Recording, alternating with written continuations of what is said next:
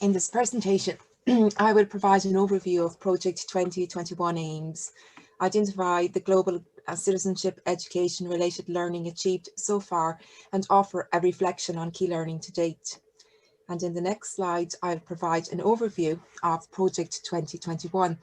The aim was to expand the integration of development education in the formal curriculum and to develop awareness and interest in development education issues, as well as focusing on values acquisition and global citizenship skills. In this project, students engaged in civic learning, and this involved their active participation in projects that addressed global issues of a social, political, economic and environmental nature. Project 2021 involved a curriculum design exercise.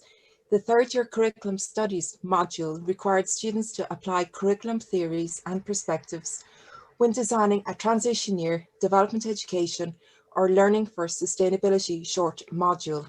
The students selected a theme applicable to one of their subject areas, and 106 student teachers were involved in this transformative curricular learning and practical experience.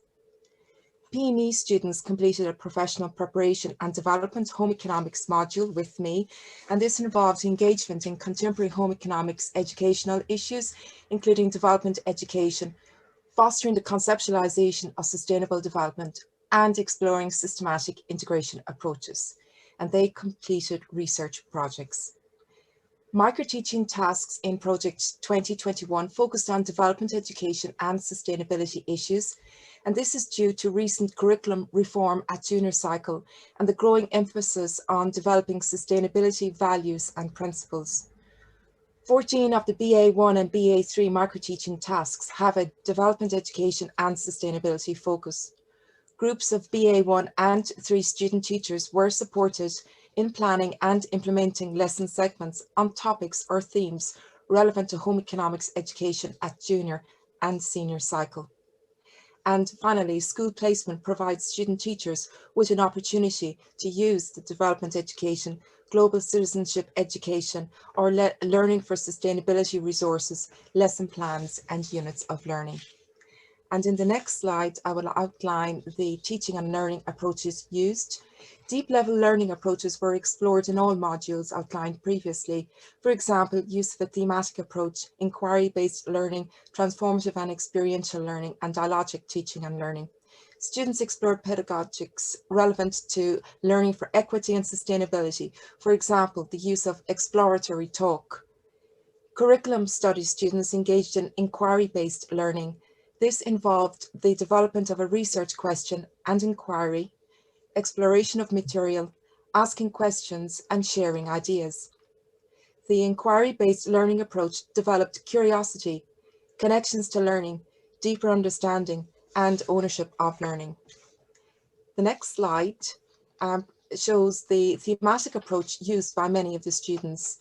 They picked themes such as human rights, including human rights education and social justice, gender equality and empowerment, global citizenship, including global, local thinking and global inequality, sustainable development, including environmental sustainability, resource management, waste management, social sustainability, and learning for sustainability, and health and well-being. We made explicit linkages to Sustainable Development Goal 3, focusing on healthy lives and the promotion of well-being, Sustainable Development Goal 4 and Target 4.7, which focuses on sustainable development and global citizenship, Sustainable Development Goal 12, focusing on sustainable consumption and production patterns, and Sustainable Development Target 12.8, which ensures that people have the relevant information and awareness for sustainable development and lifestyles in harmony with nature. And finally, I will provide some evidence of learning and some reflection. Essentially, assessment has often been looked upon as the tail that wags the dog. And washback is a term used to describe the influence of assessment on teaching and learning. In this project, well-planned assessment tasks generated planned washback and desirable improvements in learning. Students were motivated to achieve learning rather than performance goals, with positive impact on affective educational outcomes. This project produced considerable curricular learning across the year groups.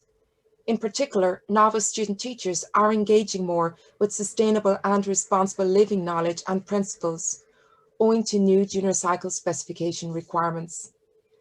There is growing evidence of knowledge acquisition, awareness and interest, attitudes and values, skills and action steps. Project 2021 endeavoured to build in more transformative experiential and inquiry-based learning experiences. Furthermore, there was an increased focus on affective domain learning, behavioural change theories and practical approaches, as well as critical pedagogy, which achieved deep level learning. And finally, Project 2021 helped learners develop understanding and awareness of issues, and hopefully this will lead to proactive participation and contribution in future school settings.